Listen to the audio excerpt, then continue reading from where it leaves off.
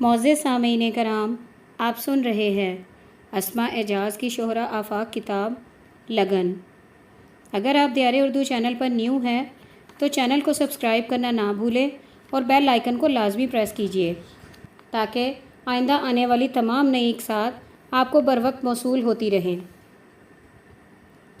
مومی نے اپنے حسین سراپا پر ایک تنقیدی نظر ڈالی، آئینے میں اپنی صورت دیکھی اور خود بخود شرما گئی۔ ہلکے آسمانی رنگ کے کریپ کے سادے سے سوٹ میں اس کا سرخ و سفید رنگ دمک اٹھا تھا۔ اس نے گنگناتے ہوئے کنگھی اٹھائی اور ہولے ہولے سیاہ گھٹاؤ کی طرح شانوں پر پھیلے ہوئے گیسوؤں کو سنوارنے لگی۔ بالوں کو یکجا کر کے اس نے آسمانی ہی رنگ کے ربن میں جکڑا، آنکھوں میں کاجل بھرا اور لہراتی بل کھاتی سرونٹ کوارٹر سے نکل کر کوٹھی کی جانب چل دی۔ کوریڈور میں قدم رکھتے ہی ایک نسوانی آواز سن کر اس کے قدم رک گئے۔ باجی کپڑے بدل کر آئی تھی، سوچا لان میں کرسیاں لگوا دوں۔ مومی نے قریب ہی کمرے کے دروازے میں سے جھانکتے ہوئے کہا۔ اس کے ہونٹوں سے مسکراہٹ چھوٹی پڑ رہی تھی۔ ایک نگاہ اندر ڈالتے ہی اس کی مسکراہٹ غائب ہو گئی اور ستائش بھری نظروں سے دیکھتے ہوئے غراب سے اندر داخل ہو گئی۔ واہ واہ شبنم باجی، آج تو آپ نے غضب ہی ڈھا دیا۔ مومی شبنم کے گرد ایک چکر لگاتے ہوئے بولی، اس ساڑی میں آپ کس قدر اچھی لگ رہی ہیں۔ چل ہٹ خوش آمدی کہیں کی۔ شبنم نے اپنے سانولے چہرے پر جلدی جلدی پف چلاتے ہوئے بظاہر خفگی سے کہا، یقین نہ آئے تو آئینے سے پوچھ لیجئے۔ شبنم کی نگاہیں بے اختیار قد آدم آئینے کی طرف اٹھ گئیں۔ ایک نظر اپنے عکس پر ڈالتے ہوئے وہ غیر ارادی طور پر مومی کی طرف متوجہ ہو گئی۔ چند ثانیے وہ خاموشی سے اس کی طرف دیکھتی رہی۔ اس کے چہرے پر رقصہ مسکراہٹ دھیرے دھیرے غائب ہو گئی۔ وہ اپنے بناؤ سنگھار کے باوجود مومی کے سادہ اور قدرتی حسن کے سامنے وہ اپنے آپ کو مان سمجھنے لگی۔ میں نے ٹھیک ہی تو کہا تھا نا باجی، مومی آنکھیں مٹکا کر بولی۔ شبنم پرخیال انداز میں بڑبڑائی، دیکھیں تو اس خوبصورت میک اپ نے آپ کے چہرے کی جلد کو کس قدر صاف اور شفاف بنا دیا ہے۔ مومی انگلی سے اس کے گال کو چھوتے ہوئے بولی۔ شبنم کچھ نہ بولی اور خاموشی سے نگاہیں اپنے چہرے پر جما دیں۔ اور ہائے، دیکھیں تو لپسٹک کا شیڈ آپ کی ساڑی سے کس قدر میچ کر رہا ہے۔ مہارت سے لگائی گئی لپسٹک نے ہونٹوں کو سیب کی خوبصورت کاشیں بنا دیا ہے۔ شبنم کی کھوئی کھوئی سی نگاہیں اپنی ساڑی اور پھر ہونٹوں کی طرف مبذول ہو گئیں، اور اس کمبخت کاجل نے تو باجی آپ کی آنکھوں کو بے انتہا خوبصورت اور نشیلی بنا دیا ہے۔ مومی کھل کھل کر بے تکان بولے جا رہی تھی۔ یکا یک شبنم کی آنکھوں میں ناپسندیدگی کے آثار پیدا ہوئے۔ مومی اس تبدیلی کو محسوس نہ کر سکی۔ باجی میں لکھ کر دیتی ہوں کہ آنے والے مہمان آج آپ پر ریشہ ختمی ہو کر رہیں گے۔ مومی کھلکھلا کر ہنس دی اور اس کے موتیوں جیسے دانت اس کے خوبصورت دھانے میں بجلی کی مانند چمکنے لگے۔ بکو مت۔ شبنم نے آئینہ ہی میں اسے خشمگین نظروں سے دیکھا۔ مومی بھنجکا سی رہ گئی۔ باجی میں نے کچھ غلط تو نہیں کہا؟ قدرے توقف کے بعد وہ بولی۔ مومی تمہارا بناؤ سنگار حد سے بڑھ گیا ہے۔ باجی ایسے موقعوں پر اجلے کپڑے تو پہننے ہی چاہیے، اس میں آپ ہی کی عزت ہے۔ یہ کپڑے پہن کر گھر کا کام کون کرے گا؟ مہمانوں کے لیے چائے کی چیزیں کون تیار کرے گا؟ کمبخت خانسامہ بھی ابھی تک چھٹی سے واپس نہیں لوٹا۔ شبنم جلے بھنے لہجے میں بولی۔ وہ تو میں کر بھی چکی، شامی کباب بنائے، سینڈوچ تیار ہو گئے، کیک اور پیسٹری بازار سے آ گئے، باقی رہے سموسے، مسالہ تیار رکھا ہے، کرسیاں لگوانے کے بعد چٹکی میں تیار کر دوں گی۔ چل بھاگ پھر، یہ کام بھی جلدی سے نمٹا لے، میرا دماغ کیوں چاٹ رہی ہے؟ شبنم بے رخی سے بولی اور مومی خاموشی سے سر جھٹک کر باہر نکل گئی۔ مومی اپنے خیالوں میں کھوئی ہوئی لان میں آئی۔ آج اس کے احساسات ایک بار پھر مجروح ہوئے تھے۔ اب تو وہ کافی حد تک ان باتوں کی عادی ہو چکی تھی۔ سب کی سخت سست باتیں سنتی، ایک لمحے کو دل کچھ بوجھل سا رہتا، مگر جلد ہی سب کچھ بھول جاتی۔ کرسیاں بے ترتیبی سے ادھر ادھر پڑی تھیں۔ مومی نے یکے بعد دیگرے 3 کرسیاں اٹھا کر لان کے درمیان کرینے سے رکھ دیں۔ ابھی وہ چوتھی کرسی اٹھا ہی رہی تھی کہ عقب سے ایک مضبوط ہاتھ نے اس کا ہاتھ پکڑ لیا۔ مومی چونک اٹھی۔ اس نے گھوم کر دیکھا، فضل اس کی پشت پر کھڑا مسکرا رہا تھا۔ مومی کا نرم و نازک ہاتھ ہنوز اس کی گرفت میں تھا۔ چند ثانیے مومی حیرت سے پلکیں جھپکاتی رہی، پھر یکا یک اس کی غزالی آنکھوں میں ناپسندیدگی کے آثار پیدا ہوئے۔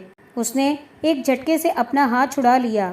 فضل کی اس حرکت سے اس کا تنفس تیز ہو گیا تھا اور پیشانی پر پسینے کے قطرے نمودار ہو کر شفاف موتیوں کی طرح چمک اٹھے تھے۔ یہ کیا حرکت ہے؟ وہ اپنی سانس کو ہموار کرتے ہوئے ناگوار لہجے میں بولی۔ یہ نازک ہاتھ خدا نے وزنی کام کرنے کے لیے نہیں بنائے۔ تم سے مطلب؟ مومی نے ایک جھٹکے سے منہ موڑ لیا۔ سب کچھ جانتے ہوئے بھی انجان بنتی ہو۔ فضل اس کے مقابل آ گیا۔ میں فضول باتوں کی طرف دھیان دینے کی عادی نہیں۔ تمہارے لیے فضول ہوں گی، مگر میرے لیے زندگی اور موت کا سوال ہے۔ فضل نے کرسی کی پشت پر وزن ڈال دیا تاکہ مومی اٹھا نہ سکے۔ تو جاؤ، زندگی کو بھول کر موت کو گلے لگا لو۔ تمہارا خواب شرمندہ تعبیر نہیں ہو سکتا۔ مومی نے اسے پرے دھکیل کر کرسی اٹھا لی۔ مگر میں ابھی نا امید تو نہیں ہوا۔ تمہاری امیدیں بھر بھی نہیں آ سکتی۔ مومی نے چوتھی کرسی بھی پہلی کرسیوں کے ساتھ رکھتے ہوئے کہا۔ مومی، تم اس قدر سنگ دل کیوں ہو؟ تم اگر اس چکر میں نہ پڑو تو تمہارے لیے بہتر ہوگا۔ وہ کیوں کر؟ محبت غریبوں کے بس کا روگ نہیں۔ میں غریب سے ہی مگر دل کا بہت امیر ہوں۔ فضل کی آنکھوں میں چمک پیدا ہوئی۔ محبت امارت یا غربت کو نہیں دیکھتی۔ مومی، میں تمہیں چاہتا ہوں، بے پناہ چاہتا ہوں۔ باخدا ایک بار میرے ساتھ شادی کی حامی بھر لو۔ دنیا کی تمام نعمتیں تمہارے قدموں میں ڈھیر کر دوں گا۔ شادی شادی شادی، مومی برا سا منہ بنا کر بولی۔ ذرا آئینے میں اپنی صورت تو دیکھی ہوتی۔ صورت انسان کے دل کی آئینہ دار نہیں ہوتی۔ مومی، میری شکل تمہارے شایان شان نہ سہی، میرا دل تو تمہاری محبت کے نشے میں چور ہے، مگر میں اسے ذہنی طور پر تسلیم نہیں کر سکتی۔ مومی نے جانے کے لیے قدم اٹھائے۔ مومی، آج تمہیں اقرار کرنا ہی ہوگا۔ فضل لپک کر اس کی راہ میں حائل ہو گیا اور اس نے بڑی عقیدت سے اس کا ہاتھ تھام لیا۔ یہ بھی بھلا کوئی دھونس ہے؟ مومی کا لہجہ سخت ہو گیا اور اس نے لاپرواہی سے اپنا ہاتھ اس کے ہاتھ سے چھڑا لیا۔ میں جانتا ہوں مومی، تمہیں دولت سے پیار ہے، اچھی اور اونچی سوسائٹی سے عشق ہے۔ میں بھی اگر دولت مند ہوتا تو میری یہ صورت تجھے یوسف ثانی دکھائی دیتی۔ میں نہیں جانتا تھا کہ تمہاری تعلیم نے تمہیں جوہر شناسی کے فن سے بالکل ہی محروم کر دیا ہے۔ مگر یاد رکھو، امارت ہمیشہ عورت کو راس نہیں آیا کرتی۔ میرے راستے سے ہٹ جاؤ فضل، میں اس قسم کی باتیں سننے کی عادی نہیں۔ میں تمہیں روکنے کا حق تو نہیں رکھتا، مگر یاد رکھنا، میں بھی اپنی دھن کا پکا ہوں، تمہیں حاصل کر کے ہی رہوں گا، چاہے اس کے لیے مجھے بیگم صاحبہ کی خوشامد ہی کیوں نہ کرنی پڑے۔ انہیں میرے مستقبل کا فیصلہ کرنے کا کوئی حق نہیں۔ خدا میرے بابا کو زندہ رکھے، ہاں، میں اس کے حکم سے سرتابی نہیں کر سکتی۔ تو پھر میں صابر چاچا کو منا لوں گا اور وہ وہی فیصلہ کریں گے جو میں چاہوں گا۔ مومی کے ہونٹوں پر طنزیہ مسکراہٹ پھیل گئی۔ کیا بیگم صاحبہ کے تمام احسانات کو باپ بیٹی فراموش کر دو گی؟ کیا بیگم صاحبہ کے تمام احسانات کو باپ بیٹی فراموش کر دو گے؟ ان کے احسانات سر آنکھوں پر، کس کمبخت کو اس سے انکار ہے؟ مگر میرے متعلق کوئی فیصلہ دینے سے پہلے انہیں اسی ذہن سے سوچنا ہوگا جس سے وہ اپنی بیٹی کے مستقبل کا فیصلہ کرنے سے پہلے سوچتی ہیں۔ میں غریب ہوں، غریب باپ کی بیٹی ہوں۔ کیا میرا دل نہیں چاہتا کہ میں بھی مستقبل میں خوشیاں سمیٹ سکوں؟ کیا میری تمنا نہیں کہ میں بھی فخر سے سر اٹھا کر بڑے لوگوں سے مل سکوں؟ ہر ایک کے دل میں خواہشات ہوتی ہیں، کچھ جذبات ہوتے ہیں، کچھ امیدیں ہوتی ہیں، اور ہر ایک کو اپنے مستقبل کا خود فیصلہ کرنے کا حق ہوتا ہے۔ مومی کی آنکھیں جھلملانے لگیں، اس کی آواز بھرا گئی اور وہ مزید کچھ کہے تیز تیز قدموں سے برآمدے کی طرف بڑھ گئی۔ فریدوں کا شمار کمال آباد کی مقتدر ہستیوں میں ہوتا تھا۔ کاروباری حلقے میں انہیں بڑی عزت کی نگاہ سے دیکھا جاتا تھا۔ اعلیٰ سرکاری افسران سے ان کا اچھا خاصا میل جول تھا۔ دوستوں کے زمرے میں بہت ہردل عزیز تھے۔ مجموعی طور پر وہ انتہائی کامیاب زندگی گزار رہے تھے۔ فریدوں اپنے والدین کی اکلوتی اولاد تھے۔ ان کا تعلق ایک اوسط درجے کے گھرانے سے تھا۔ باپ نے ایک چھوٹا موٹا کاروبار شروع کر رکھا تھا جس سے خوشحال تو نہیں، ہاں البتہ باعزت زندگی گزار رہے تھے۔ فریدوں پرکشش شخصیت کے مالک تھے۔ اپنی پرہلاوت اور بذلت سبخی سے مخاطب ہو کر فوراً ہی اپنا گرویدہ بنا لیتے۔ BA کے پہلے سال میں عالیہ نے ان کے کالج میں داخلہ لیا۔ دونوں نے ایک دوسرے کو دیکھا، پرکھا اور پسند کر لیا۔ عالیہ واجبی شکل و صورت کی فیشنیبل لڑکی تھی، کھاتے پیتے گھرانے سے تعلق رکھتی تھی، عادات و خصائل میں اگرچہ بری نہ تھی مگر اپنے سے کمتر لوگوں سے بات چیت کرنے سے ہمیشہ کتراتی، اپنے ہم جماعتوں میں خاصی نک چڑھی مشہور تھی۔ BA کرنے کے بعد فریدوں کا ارادہ مقابلے کے امتحان میں بیٹھنے کا تھا مگر قضائے الہی سے ان کے باپ کا انتقال ہو گیا۔ یہ صدمہ فریدوں کے لیے انتہائی شدید تھا۔ وہ ذہنی طور پر مفلوج ہو کر رہ گئے۔ دل کی تمام امنگیں سینے میں دم گھٹنے لگیں۔ ایسے کٹھن موقع پر عالیہ نے انہیں سہارا دیا۔ احساس برتری کے باوجود وہ دل کے ہاتھوں مجبور ہو کر غریب کا ساتھ دینے کو تیار ہو گئی۔ اس نے فریدوں میں خود اعتمادی پیدا کی اور مصائب کا مقابلہ کرنے کا حوصلہ عطا کیا۔ وقتی طور پر فریدوں باپ کا غم بھول گئے اور تعلیم کو خیر بات کہنے کے بعد باپ کے کاروبار کی دیکھ بھال میں مصروف ہو گئے۔ سچی لگن اور انتھک محنت کا پھل ملا اور وہ کاروباری دنیا میں قدم جمانے کے قابل ہو گئے۔ ان کا اعلیٰ سرکاری افسر بننے کا خواب شرمندہ تعبیر تو نہ ہو سکا لیکن قدرت نے ان کی ایک بڑا آدمی بننے کی خواہش پوری کر دی اور وہ اپنے حلقے میں ایک باعزت مقام حاصل کرنے میں کامیاب ہو گئے۔ عالیہ کی بروقت مدد کو وہ فراموش نہ کر سکے اور دونوں خاندانوں میں مالی حیثیت کے اس تفاوت کے باوجود انہوں نے اپنی ماں کے ذریعے عالیہ کے والدین تک اپنا دلی مدعا پہنچا دیا۔ رشتہ منظور کر لیا گیا اور عالیہ اس چھوٹے سے گھر میں دلہن بن کر آ گئیں۔ فریدوں کی امی بیٹے کی کامیابیاں دیکھنے کو زیادہ عرصہ نہ جی سکیں اور جو ہی عالیہ کی گود ہری ہوئی وہ قلیل سی علالت کے بعد اپنے معبود حقیقی سے جا ملی۔ شبنم کی ولادت نے عالیہ کی سوچوں کو ایک نئی راہ پر ڈال دیا۔ روپے پیسے کے لحاظ سے فریدوں کی حالت بہت تسلی بخش ہو چکی تھی مگر عالیہ اس چھوٹے سے گھر میں گھٹن سی محسوس کرنے لگی تھی۔ وہ اپنی بچی کو یہ احساس نہیں دلانا چاہتی تھی کہ اس نے ایک معمولی گھرانے میں جنم لیا ہے۔ شبنم جب 1 سال کی ہوئی تو فریدوں عالیہ کے مجبور کرنے پر کمال آباد منتقل ہو گئے۔ ایک خوبصورت بنگلہ بھی تعمیر کر لیا اور وہاں سے اس چھوٹے سے گھرانے کی زندگی کا ایک نیا دور شروع ہوا، ایک ایسا دور جس کے ایک ایک لمحے سے عمارت ٹپکتی تھی، ایک ایسا دور جس میں فریدوں نے بحیثیت ایک تاجر کے دن دوگنی رات چوگنی ترقی کرنی تھی۔ وقت گزرتا گیا اور سب کی خواہشات پایہ تکمیل تک پہنچ گئیں۔ شبنم جب ذرا سمجھدار ہوئی تو اس کے ذہن میں یہ بات پختہ ہو چکی تھی کہ وہ ایک بڑے باپ کی بیٹی ہے۔ ان کی اپنی خوبصورت کوٹھی ہے جس میں دنیا جہاں کی نعمتیں موجود ہیں۔ ان کی نئی کار ہے جو فراٹے بھرتی اس کی ہر خواہش کی تکمیل کرتی ہے اور وہ ہر وہ چیز حاصل کر سکتی ہے جو اس کی پسند کے معیار پر پوری اترے۔ ماں باپ کے بے جا لاڈ پیار سے شبنم خود سر ہو گئی۔ جس شے پر اس نے انگلی رکھ دی اسے لے کر ہی چھوڑی، جو ضد کی منوا کر ہی دم لیا۔ فریدوں کو بیٹی کی ان حرکات سے چڑ سی ہونے لگتی مگر عالیہ بیگم کی موجودگی میں وہ دم نہ مارتے اور شبنم کی ہر جا اور بے جا خواہشات کی بے چوں چرا تکمیل ہو جاتی۔ بہار کی انتہائی حسین شام تھی۔ فریدوں اور عالیہ بیگم سر سبز لان میں کرسیوں پر آمنے سامنے بیٹھے تھے۔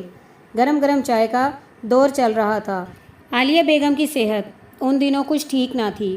خدا اس بار اگر ہمیں بیٹا عطا کرے تو میں 100 غریبوں میں کھانا تقسیم کروں گی۔ عالیہ بیگم نے تصدیدہ نگاہوں سے شوہر کی طرف دیکھتے ہوئے کہا، بیگم اولاد تو خدا کی دین ہوتی ہے، لڑکا ہو یا لڑکی، ہمارے چاہنے یا نہ چاہنے سے قدرت کا فیصلہ تو تبدیل نہیں کیا جا سکتا۔ فریدوں نے چائے کا بڑا سا گھونٹ لیتے ہوئے کہا، لڑکے کی خواہش ہر ایک کے دل میں ہوتی تو ہے نا۔